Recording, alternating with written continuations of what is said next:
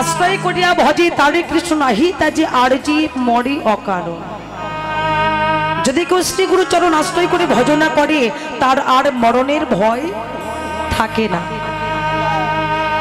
কিন্তু এই জগতের সংসারে আমরা সবাই তো গুরুচরণ আশ্রয় করতে পারিনি বাবা। এখানে মহাপ্রভু লীলা করে জীবকে দেখিয়ে দিয়েছেন, না পতিত পাবন গৌর হরি নাম ধরলেন কেন, না পতিত জীবকে উদ্ধার করিবার লাগে। আমাদের মতো পতিত জীবকে উদ্ধার করবে বলি গোটা নাম ধরেছেন পতিত পাবন। নাম ধরলেন শ্রী চৈতন্য, শ্রী মানে সুন্দর, চৈতন্য মানে চেতনা। কোটি হত জীবের হৃদয় আকাশে চেতনা শক্তি জাগাবেন বলে ভগবান নাম ধরলেন শ্রী চৈতন্য। নাম হলো গোড়া, গোবিন্দের গৌর, রাধারানীর নাম হলো গোড়া, নাম হলো নিমাই। কেন নাম হলো না, ওই যে নিমের তলায় প্রভুর আবির্ভাব হয়েছে। তো প্রভু যে নামগুলো ধরেছেন প্রত্যেকের মাঝে কারণগুলো লুকিয়ে আছে। তাই পতিত পাবন গৌর হরি তিনি জগৎকে ডেকে বলছে, হে জগতেজি,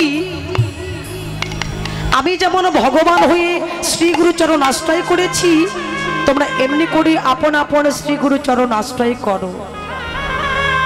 আমার গৌর হরি তিনি বাবা দীক্ষা নিয়েছেন। আমার মহাপ্রভুর দীক্ষা গুরুকে ঈশ্বর পুরী। আমার মহাপ্রভুর যিনি পরম গুরুদেব মাধবেন্দ্রপুরী, যার বাড়িটা আমাদের বাংলাদেশে কোথায়, শ্রীহট্ট জেলায়। ইংরেজরা ওই জায়গাটির নাম দিয়েছেন সিলেট, এখন সিলেটের নামেই পরিচিত। যার সমাধি এখনো আছে কোথায়, উড়িষ্যায় রেমুনা গ্রামে। যারা পুরী ধামে গেছেন বাবা তারাই তোমার দর্শন করেছেন মাধবেন্দ্রপুরীর সমাধি। কেন, ভগবান একটি লীলা করেছিলেন ভক্তের জন্য।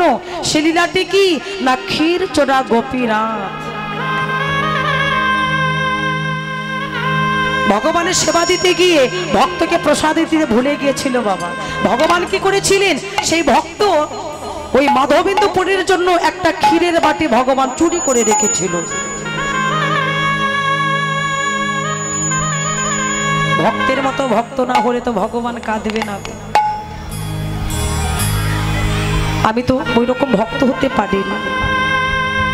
হ্যাঁ, আমি ভগবানকে ভালোবাসি, তবে ভালোবাসি কখন, ভগবানের কাছে কিছু পাবার আসে। যখন আমার প্রয়োজন হয়, অভাব আসে, দুঃখ আসে, তখন ভগবানকে ডেকে বলি, দয়াময় তুমি ছাড়া আরে কেহ নাই। যখন ছেলে বৌমা লাথি ঝাঁটা মারি, ওই ভগবানের চরণে কেঁদে বলি, দয়াময় তুমি ছাড়া আরে কেহ নাই।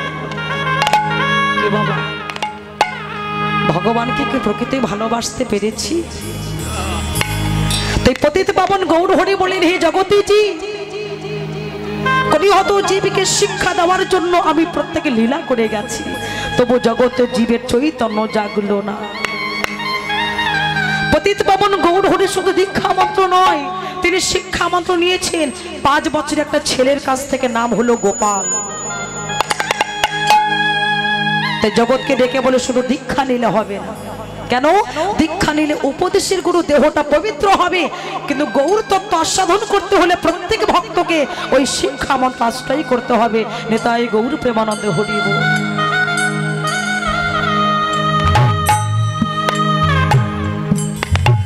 তাই গুরু ছাড়া গোবিন্দ ভজে সেই জীব নরকে মজে। যার প্রমাণ দিলে, যার গুরু কৃপা হলে আমার ভগবানের কৃপা প্রয়োজন হয় না। ভগবান তো এসেছেন গুরু রূপে।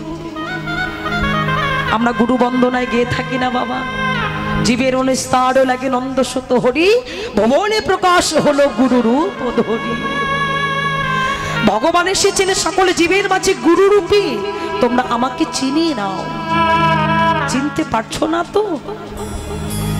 গুরুর কৃপা না হলে আমি ভগবান, আমার কৃপা তো হবে না। যার প্রমাণ দিলে মহাভারতে,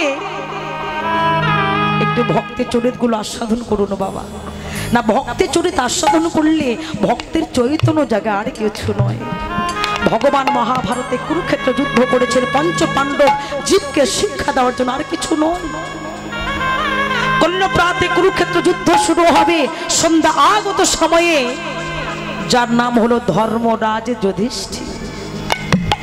কেন নাম হবে না বাবা? যার ধর্মে এত মতি, ভগবান তার নাম দিলেন ধর্মরাজ যুধিষ্ঠির। ডেকে বললেন, কৃষ্ণ কল্লপ্রাতে কুরুক্ষেত্র যুদ্ধ শুরু হবে, তাই যুদ্ধে যাবার আগে আমি একবার গুরুর চরণে প্রণাম করে আসতে চাই। ভগবান কথাটা শুনে চমকে গিয়েছিল। দাদা, তুমি যাদের চরণে প্রণাম করতে যাবে ওরা তো তোমার চিরশত্রু। আমরা কি করি বাবা? জীব শিক্ষা। বাড়িতে যদি কোনো অনুষ্ঠান করি, মহাপ্রভুর ভোগ লাগাই, যে বাড়িটার সঙ্গে গন্ডগোল আছে সেই বাড়িটা আমরা আগে বাদ দিয়ে রাখি। মহাজন বললেন, না, ভগবানকে যদি সেবা দিতে হয়, ভক্ত যদি সেবা দিতে হয়, যে বাড়িটার সঙ্গে ঝগড়া হয়েছে, বিবাদ হয়েছে, সেই বাড়িটাতে আগেই নিমন্ত্রণ করে এসো। সবে কিছু ভুলে গিয়ে তোমায় আশীর্বাদ করবে। যদি কোনো পথে শত্রু দাঁড়িয়ে থাকে, পথে যাবার সময় আমরা কি করি? ওই বড় শত্রু দাঁড়িয়ে আছে বলে ওই পথে না গিয়ে ঘুরে অন্য পথে চলে যাই। না, ভুল করলে। শুভ কাজে যাবার সময় যে বড় শত্রুটা দাঁড়িয়ে আছে, যদি পারো তার চরণে আগে প্রণাম করো। ভগবান নিজে শিক্ষা দিচ্ছেন বাবা। হেজি, লীলা শুধু শুনে যেও না, আস্বাদন করে বাড়ি যাও। ভগবান ডেকে বলছে, দাদা ওরা তো তোমার চিরশত্রু, তুমি তাদের চরণে প্রণাম করতে যাবি। আহা, হোক না শত্রু, তবু তো আমার গুরু, তবু তো আমার গুরুজন। তাই আমি যুদ্ধে যাবার আগে এই কল্লপ্রাতে যখন যুদ্ধ শুরু হবে, আমি এই সন্ধ্যাগত সময়ে আমি আমার গুরুজনের চরণে একটু প্রণাম করতে চাই। ভগবান বললেন, যাও। চলে গেল। বাবা, যুধিষ্ঠির গুরুজন কারাগো গান্ধারী সন্ধ্যাগত সময়ে তুলসী মন্দিরে প্রদীপ দিচ্ছে না বাবা। আমরা প্রদীপ দিই না, আমার সন্ধে দেখাই না। তুলসী মন্দিরে যখন প্রদীপটা দিচ্ছেন, এমন সময় ধর্মরাজ যুধিষ্ঠির সন্ধ্যাগত সময় ছুটে গিয়ে ওই গান্ধারী চরণে হাত দিয়ে প্রণাম করেছে। আর যেই না প্রণাম করেছি, চমকটিছে কে? কে প্রণাম করছে সন্ধ্যার সময়? আহা, ধর্মরাজ যুধিষ্ঠির ডেকে বলে, জেঠিমা আমি। আমি কি? আমি যুধিষ্ঠির। ও, কল্লপ্রাতে যুদ্ধ শুরু হবে, এই সন্ধ্যা বেলায় তুই আমার চরণে প্রণাম করে আশীর্বাদ চাইতে এসেছিস? দূর হয়ে চলে যা, আমি তুই কোনোদিন আশীর্বাদ করব না। তুই রাজা হতে চাস, ঐশ্বর্যের মালিক হতে চাস, রাজ সিংহাসনে পেতে চাস? না, আমি এই আশীর্বাদ তোকে কখনোই করব না। কেঁদে বললেন, জেঠিমা তুমি ভুল ভাবছো। আমি রাজা হওয়ার জন্য তোমার চরণে আশীর্বাদ চাইতে আসি। আমি রাজ সিংহাসনে বসবো বলি আমি তোমার চরণে প্রণাম করে আশীর্বাদ চাইতে আসিনি। আমি তোমার চরণে প্রণাম করে আশীর্বাদ চাইতে এসেছি। তবে কি আশীর্বাদে জানো জেঠিমা? ওই কুরুক্ষেত্রে যুদ্ধে জয়ী নয়, তুমি আশীর্বাদ করো তোমার সন্তানদের সঙ্গে যুদ্ধ করিতে করিতে ওই কুরুক্ষেত্র যুদ্ধের মাঠে যেন আমার প্রাণে চলে যায়। তাই গৌর হরি।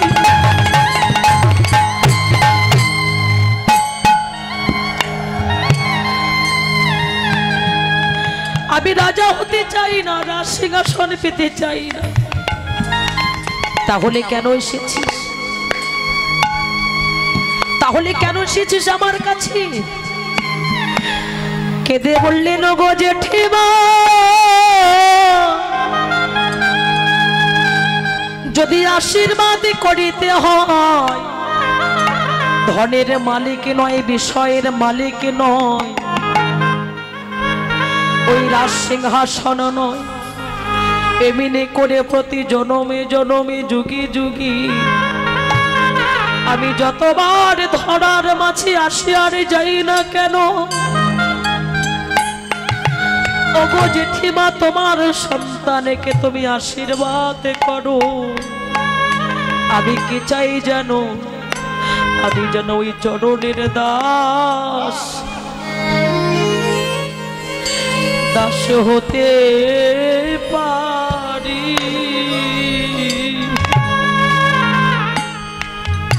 যেন ওই চরণে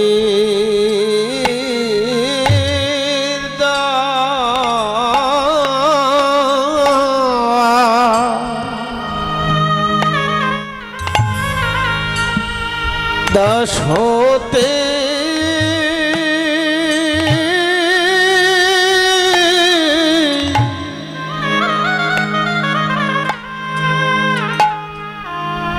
হতে পারি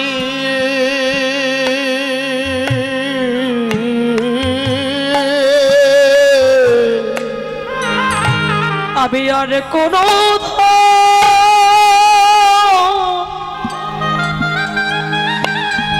জেঠিমা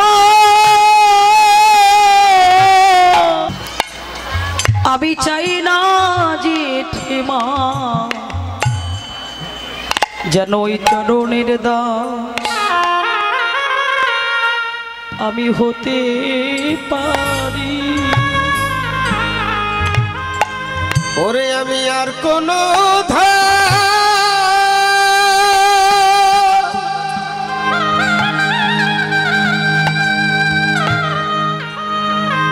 আমি আর কোনো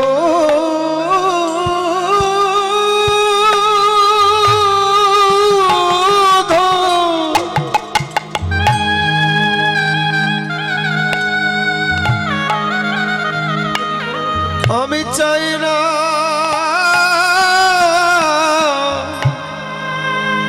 জেঠিমা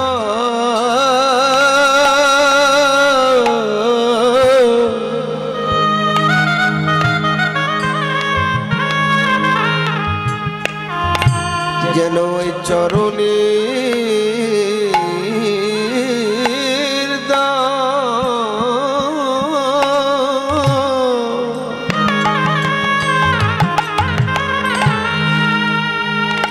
ওই চরণের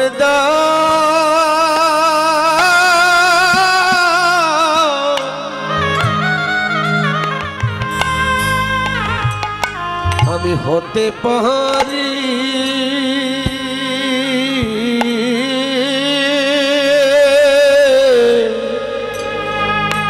গো আমি যে চরণ বড় ওই চরণ বড় ভালোবাসি আমি যে চরণ বড়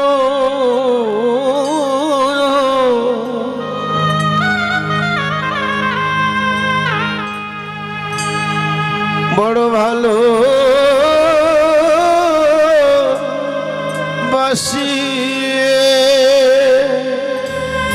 ওই চরণ বিনিয়া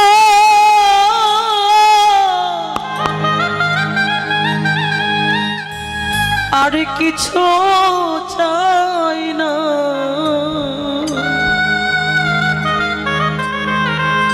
আমি যে কৃষ্ণ চরণ বড় বড় ভালোবাসি ওই চরণ বিহীন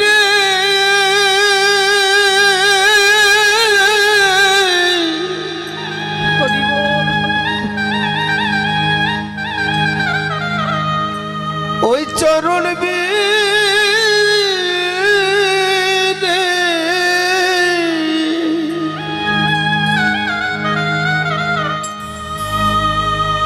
আর কিছু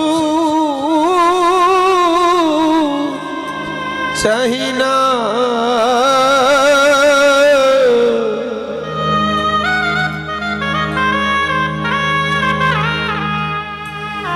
আমি ওই চরণ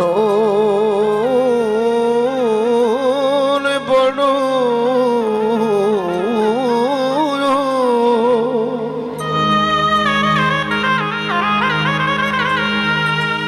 চরণ বড় ভালো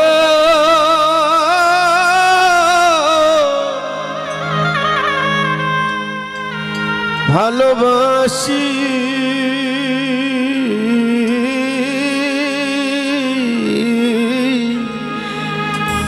যুধিষ্ঠির কেঁদে বললে, জেঠিমা তুমি আমার আশীর্বাদ করো, কুরুক্ষেত্র যুদ্ধের মাঠে গিয়ে যুদ্ধ করিতে করিতে যেন আমার প্রাণ পাখিটা বাইর হয়ে যায়। যদি প্রাণ পাখি বাহির হয়ে যায়, কখনো জগতের সংসারে আবার জন্ম হয়, এমনি করে জগতের দাস নয়, আমি যেন কৃষ্ণ চারণের দাস হয়ে থাকতে পারি। হৃদয় গৌর প্রেমানন্দ করিব।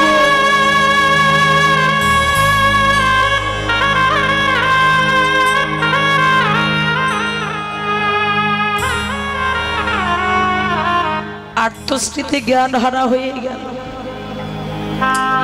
আত্মস্মৃতি জ্ঞান হারা হয়ে যুধিষ্ঠির মস্তকে হাতে চাপিয়ে দিয়া গান্ধারী আশীর্বাদ করলেন, যা যুধিষ্ঠির তোকে আশীর্বাদ করলাম, যথা ধর্ম তথা জয়, অধর্মের হবে ক্ষয়।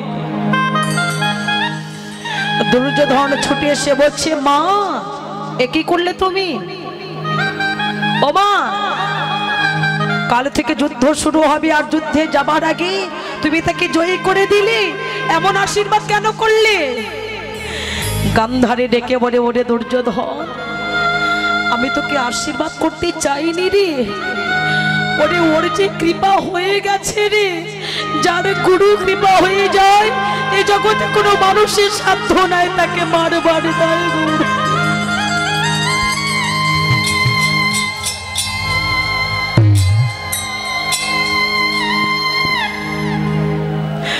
জগৎ সংসারকে ডেকে বলে, হে জগৎ সংসারের জি, এই জগতে ধর্মরাজ যুধিষ্ঠির প্রত্যেকের মাঝে আছে, প্রত্যেকের মাঝে পঞ্চ পাণ্ডব আছে, ভগবান দাঁড়িয়ে আছে, আমরা তাকে চিনতে পারি না। প্রত্যেকে মানব দেহের মাঝে পঞ্চ পাণ্ডব আছে, ক্ষিতি অব তেজ মরুতব। আমরা এই জগতের মানুষ কি করি? ভগবানকে দেখব বলে নবদ্বীপ, মায়াপুর, পুরীধাম, মথুরা, বৃন্দাবন সকল তীর্থ ঘুরিয়ে আসি, তাই সকল মানুষকে ডেকে বলে, হে জগতে জি, সকল তীর্থ ঘুরিয়ে বেড়ালে ভগবানকে দেখবার লাগি, যে তীর্থে আমার ভগবান দাঁড়িয়ে আছে সেই জায়গাটা খুঁজে দেখলে না। ভগবান তো বাহিরে কোথাও নাই গো, ভগবান আছে প্রত্যেকে ভক্তের এই হৃদয় মন্দিরে, তাকে জাগাতে হয় গো। সবাই তো ভগবানকে জাগাতে পারে না বাবা, কেউ ভগবানকে জাগাতে পারে, কেউ জাগাতে পারে না, কেউ দেখাতে পারে, কেউ দেখাতেই পারে না। যেটা মানুষের সাধ্য নাই, ভগবানকে দেখিয়েছিলেন পবন পুত্র বীর হনুমান, যে ভেবেছিলেন আমি আমার ভগবানের দাস। আর এই জগতের মানুষ আমরা কি ভাবি বাবা? আমরা কার দাস? আমরা এই জগতের সংসারে কার দাস? ভগবানের দাস না বাবা। এই কথাটা বলে ভগবানকে ছোট করবেন না। আমরা কেউ ভগবানের দাস হতে পারিনি এখনো। আমরা এই জগতের সংসারে এখনো এই মায়ার দাস হয়ে বসে আছি। তাই তো বাবা, ভগবানের কৃপা আজও হয়নি। পবনপুত্র হনুমান, যিনি বক্ষ চিরে যুগল মূর্তি দেখালেন, কেন? ত্রেতাযুগে প্রভু রামচন্দ্র এই হনুমানের সঙ্গে প্রথম আলিঙ্গনটা করেছিলেন বাবা, আর কারোর সঙ্গে নয়। এই যে এক ভক্ত আরেক ভক্তের সঙ্গে এই যে আমরা আলিঙ্গন করছি না, এটা প্রভু রামচন্দ্র করেছিলেন ত্রেতাযুগে। সেই দিন যেদিন লঙ্কায় যাবার কালে বানরীগণ হনুমানের দল কি করেছিল? সমুদ্র বেঁধেছিল এক একটা পাথর ফেলে। প্রভু রামচন্দ্র রাতের আধারে মনে মনে ভাবছে নাকি সামান্য পশুকুলে জন্ম নিয়ে তারা পাথরগুলো ফেলে ওই সমুদ্র বেঁধে ফেললো, আমি কি বাঁধতে পারবো না? ওরা পশুকুলে জন্ম নিয়ে একটা পাথর ভাসালো, আমি ভগবান হয়ে কি ভাসাতে পারবো না? ভগবানের একটু প্রশ্ন জাগলেন বাবা। এই প্রশ্নটা নিয়ে রাত 12টার সময় নিদ্রা থেকে উঠে চলে যাচ্ছেন সমুদ্রের তীরে। আর এইদিকে প্রভুর ভক্ত হনুমান, প্রভু আগে আগে যাচ্ছে, হনুমান পিছনে পিছনে চলেছে। প্রভু তুমি কোথায় যাচ্ছ? আমি তো না জেনে ছাড়বো না। তো প্রভু রামচন্দ্র আগে আগে যাচ্ছে, আর হনুমান যখন পিছনে পিছনে যাচ্ছে, তো রামচন্দ্র ভাবছে আমি যে যাচ্ছি পরীক্ষা করিবার জন্য, এটা আমাকে কেউ দেখছে না তো? পিছনে তাকাচ্ছেন, আর এদিকে হনুমান চুপি চুপি চলেছে।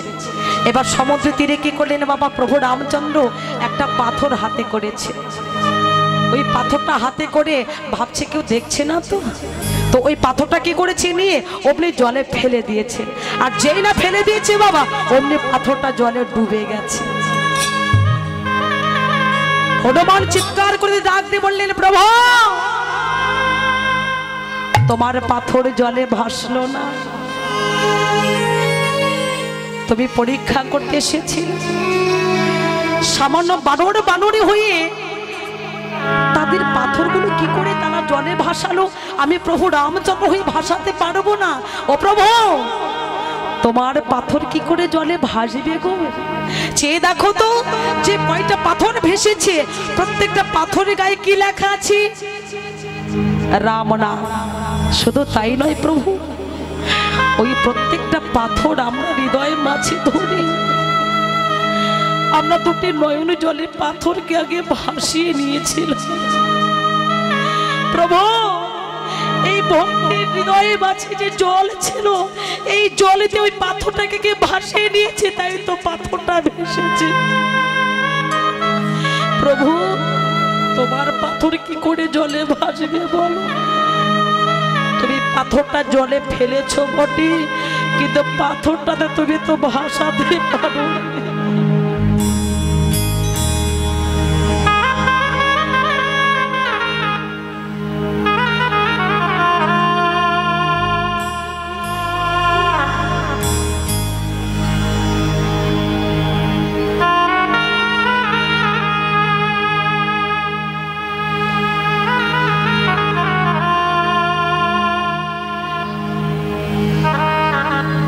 রামচন্দ্র ছুটে গিয়ে হনুমানকে হৃদয়ে মাঝে ধরল। হনুমান,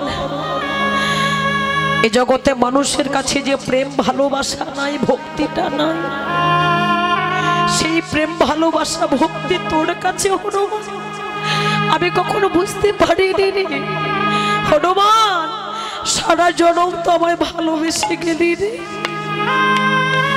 উনি আমার কাছে কিছু চাইলি না বাবা, আমার কাছে কিছু চাইনি, আমি তোমাকে দিতে চাই।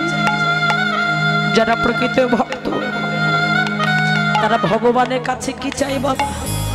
আমার মতো ভক্ত নয়।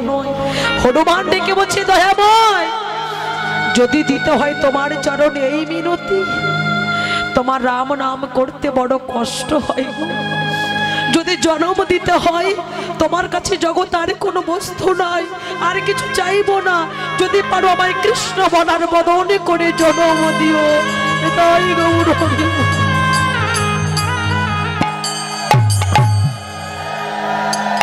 হনুমান কথা দিলাম বাবা, এ যুগে তো হবে না রে।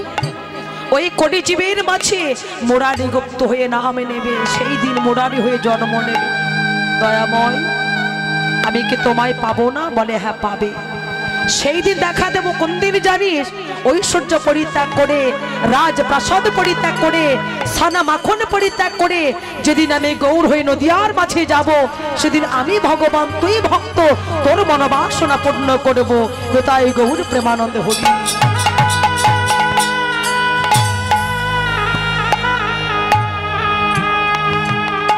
তাই ভগবান যুগে যুগে অবতার হয়েছেন ভক্তের ডাকে বাবা। কোটি জীবের মাঝে গৌর হরে এসেছেন সেই ভক্তের ডাকে, যিনি তিন যুগে ছিলেন ভোলানাথ, আর কোটি জীবের মাঝে হলো অদ্বৈত আচার্য প্রভু। ভোলানাথ কোথায় থাকে গো? বলছি ভোলানাথ কোথায় থাকে? শ্মশানে। পার্বতী ভোলানাথকে প্রশ্ন করেছিল না বাবা, ও ভোলা, যারা ভক্ত হবে, যারা বৈষ্ণব হবে, যারা সাধু হবে, তারা তো মন্দিরে সাধনা করবে। তুমি কেমন ভক্ত, কেমন সাধু? তুমি কেন শ্মশানে বসে আছো? তোমার গলায় মালা নাই, তোমার দাদুর সঙ্গে তিলক নাই, তোমার অঙ্গে বহির্বাসে নাই, তুমি কেমন ভক্ত? ভোলানাথে ডেকে বলেছিল, পার্বতী আমার গলায় মালা নাই, আমার দাদুর সঙ্গে তিলক নাই, আমার অঙ্গে বহির্বাসে নাই, আমার অঙ্গে একটা বস্তু আছে, সেটা কি জানো? তোমার অঙ্গে যেটা আছে সেটা তো ছাই, সেটা তো ছাই মেখে ঘুরে বেড়াচ্ছ না। আমার অঙ্গে তুমি যেটা ছাই বলছো সেটা ছাই নয়।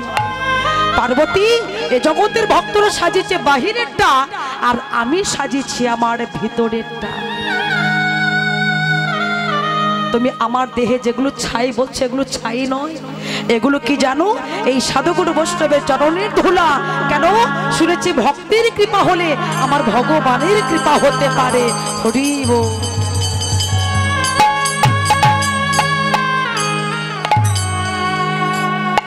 তাই কলিজীবের মাঝে ভগবান এসেছেন অদ্বৈত ডাকে। সত্যযুগ পরিত্যাগ করে ত্রেধা যুগে এসেছিলেন সেই ভক্তি ডাকে। চণ্ডালে কন্যা চণ্ডালিনী আমার সবরী। 5 বছর কন্যাটা বাবা মা মরে যাবার সময় বলে গিয়েছিল, সবরী যদি কিছু খেতে হয় ভগবানকে দিয়ে খাবি। আপনারা সবাই ভগবানকে দিয়ে খান তো? বলছি আপনারা সবাই ভগবানকে দিয়ে খান? ভগবানকে না দিয়ে খেলে সেটা কি বলে বাবা? আমার ইউটিউবে চলে নাকি? আমার এই দাদা আমার অনেক কীর্তন সেরেছে বাবা। আমার এই কীর্তন মিডিয়া 10 লেখলে বহু কীর্তন, আমার কীর্তন অন্যান্য কীর্তনে কীর্তন, বাউল গান, কবি গান, শব্দ গান, লীলা কীর্তন, নাম কীর্তন অনেক কিছু পাবেন। আপনারা এই চ্যানেলটা সাবস্ক্রাইব করবেন, এটা আমার অনুরোধ। কীর্তন মিডিয়া 10 সকল সনাতন ধর্মে যত বড় বড় কীর্তনীয় আছে হয়েছে নাম কীর্তন, লীলা কীর্তন। এই যে কীর্তন মিডিয়া এই চ্যানেলটি সকল কীর্তনীয়দের কীর্তন এই ইউটিউব চ্যানেলে পাবেন আপনারা। সনাতন ধর্মীয় অনুষ্ঠান ইউটিউব চ্যানেল কীর্তন মিডিয়া। আপনারা সাবস্ক্রাইব, নতুন নতুন কীর্তন আপনারা সাবস্ক্রাইব করবেন। এবং অষ্টকালী নীলা কীর্তন, গীতা পাঠ, মহানাম যজ্ঞ অনুষ্ঠান, এক নাম নীলা কীর্তন, আপনারা সকলেই ওই চ্যানেলে সাবস্ক্রাইব করবেন। গীতা পাঠ, ভাগবত পাঠ সকল কিছু এই চ্যানেলে দেখতে পাবেন। এবং সকলেই দেখবেন এবং বেশি বেশি করে শেয়ার করবেন, যেন সকলের মাঝে দাদা আরো ভালো ভালো কীর্তন আপনাদেরকে উপহার দিতে পারে। কীর্তন মিডিয়া সকল ভক্তগণই এই চ্যানেলটি দেখবেন। হ্যাঁ, তো গৌর হরি বল। হরি বল, হরি বল। এই যে কীর্তন মিডিয়া দাদা খুব ভালো দাদা আছে, সবাই চলে গেলে এটা যাবি না, এটা থাকবি। খুব ভালো, এনার চ্যানেলে ভালো ভালো কীর্তন আছে। কীর্তন মিডিয়া 10 লিখবেন, অনেক কীর্তন আসবে, আপনারা শুনবেন। আমাদের অনেক কীর্তন ছাড়া আছে।